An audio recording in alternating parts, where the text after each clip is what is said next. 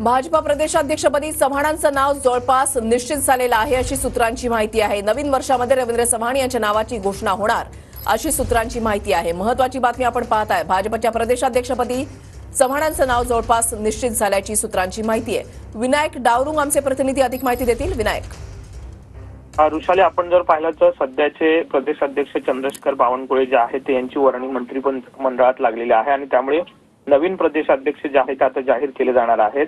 रवींद्र चव्हाण यांना मंत्रिमंडळात घेतलं नाही आणि त्यामुळे त्यांच्यावरती पक्षाची धुरा जी आहे ते सोपवणार आहेत हे जवळपास निश्चित झालेलं आहे।